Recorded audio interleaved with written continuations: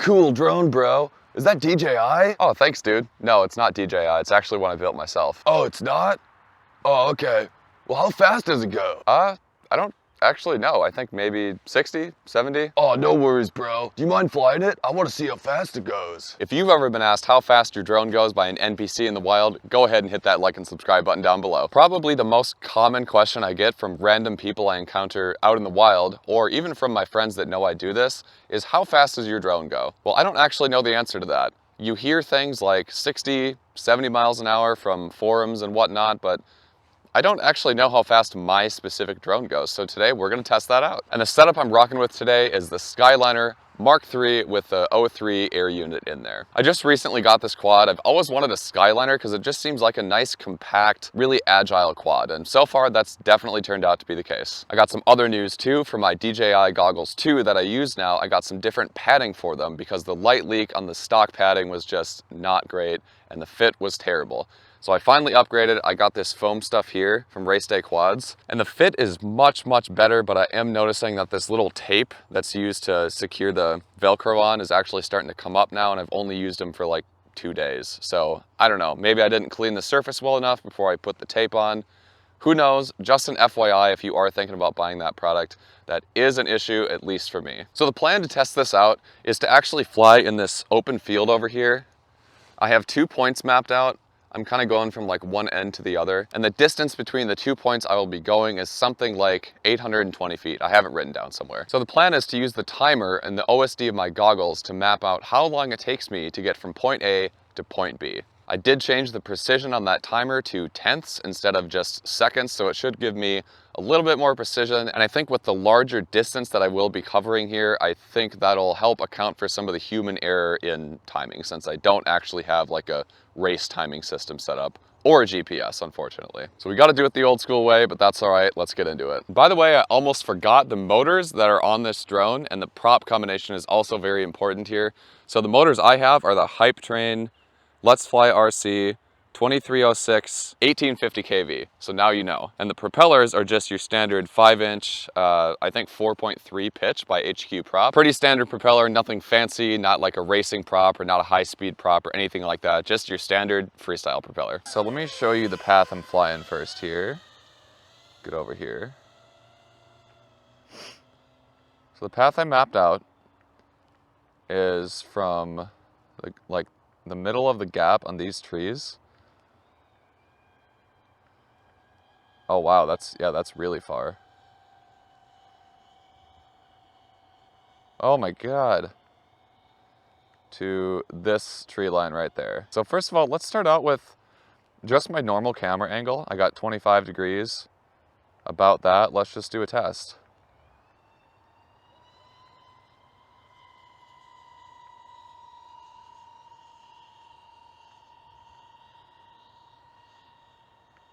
Time.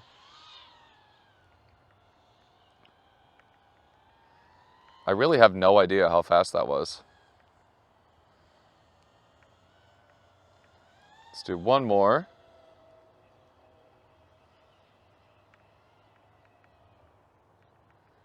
Let's get a little head start, and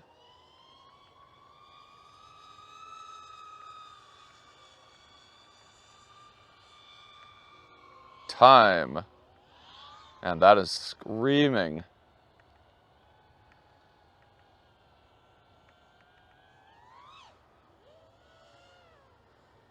Okay, I'm gonna turn my camera angle up a bit now. So now I got this cranked up. I would say that's probably close to 45 degrees. I can't actually get it any higher in this Skyliner frame. It kind of hits that top bar in there. So this is really as high as this one goes. I'm curious to see how much faster it is.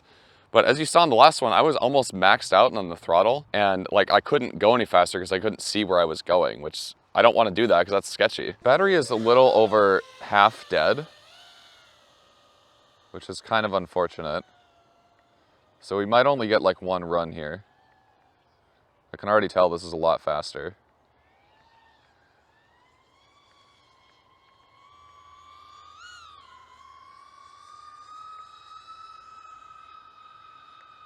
Time.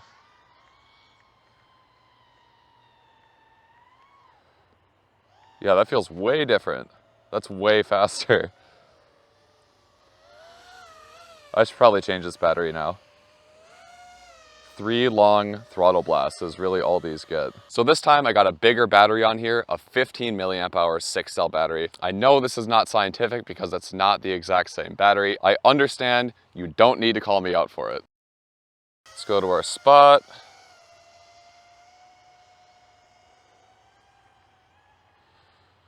Let's get a little bit longer lead up this time.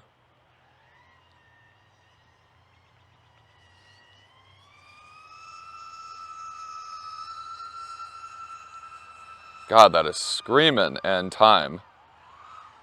Okay, one more. I'm just letting the battery recover here a little bit. That really murders it. It really does. Okay. And go.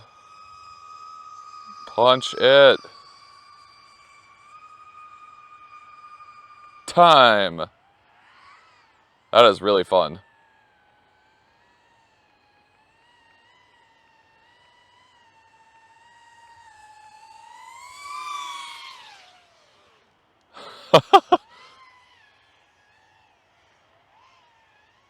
Too fun. That battery is so torched. Look at that, it's already dead. I gotta land. Well, that I did not expect. I only got 2 punches and that battery sagged so hard. I didn't want to do permanent damage to it. I may already have done that. I really hope not. But it turns out that bigger battery really didn't help me at all. But the good news is the motors actually aren't really hot at all. They're barely even warm. I guess when you're going that fast, you do have a lot of airflow flowing over the motors to cool them. So maybe that's why. Let's do one more battery at this 45-degree camera angle tilt. I just want to get a few more reps to get some good data to hopefully calculate a somewhat accurate speed. Let's do it.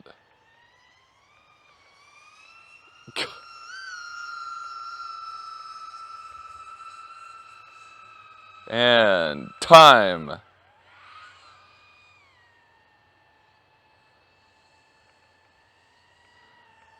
You guys, this is so insanely fast. I'm really curious to see how fast that is. Oh my God. Yeah, this 45 feels a whole lot different than the 25 I'm used to, that's for sure. Okay, one more run. I'm trying to give the battery a little break here. I really hope I didn't just destroy these 2 green Rotor Riot packs, because they are fairly new. Let's hit it!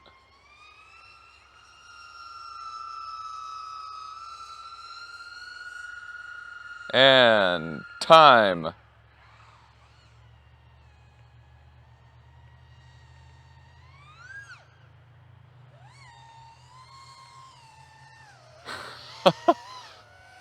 All right, now it's time to look at that distance I wrote down earlier. Look at the time in my OSD and my goggles. Hopefully that should be relatively accurate because it is in tenths. And use those 2 things to calculate an average speed from point A to point B. This should be pretty cool. And I'm sure most of you watching already know how to do this, but for those that don't, I'm just gonna run through it really quick so you understand what's going on and how I arrived at the speeds I got. Now, first of all, we need a distance that we covered. If you don't know the distance that you covered, you can't expect to get the speed because you don't know how far you traveled. Now, going on Google Maps here, all I did was pick my starting and my ending location. 825 feet. Call it 830 just for round numbers. So 830 feet is the distance that we traveled. And for the time, all I did for that is just take note of the start and stop time in my OSD and my goggles to get the duration of the time flying that entire distance. So once you have distance and a time that it took you to cover that distance, now you can calculate speed. So for the first 2 runs here, we did 2 runs for a 25-degree camera angle. I didn't really care about that speed because I know it's not going to be the fastest, and I don't know, I just kind of wanted to try it.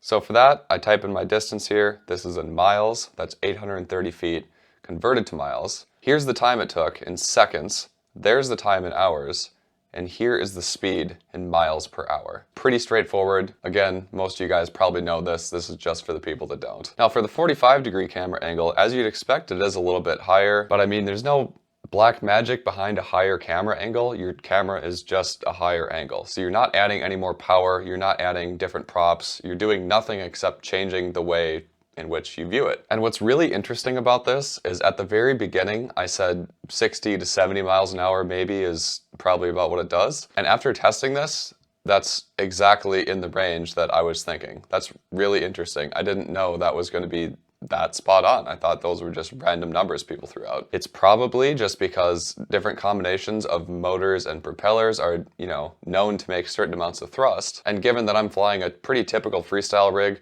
I guess that makes sense that it fits right in with the results. One thing I am curious about though is if I were to eliminate the drag on the airframe as much as I possibly could, like for example, a racing drone, I wonder how much that would actually do, because drag, as you probably know, increases with the square of the velocity. So if you double your speed, you quadruple your drag. So I have a feeling if I were to really put a lot of effort into reducing that drag as much as possible, I do think I'd see some better results. So I might try that in the future. It might take a while to design something that's actually efficient, but I think that'd be a fun challenge to try too. So if you were wondering how fast your freestyle quad goes, assuming you're flying a 5-inch, I think it's safe to say that you're probably pushing 70 miles an hour, just like they always told you. Turns out that number is actually pretty accurate, as you saw in the testing here. If you enjoyed this video and you thought this was interesting, I'd appreciate if you drop me a like down below and hit that subscribe button. And as always, feel free to leave me a comment. I love hearing the comments you guys have and just feedback from the community. I think that's really cool to hear. But until next time,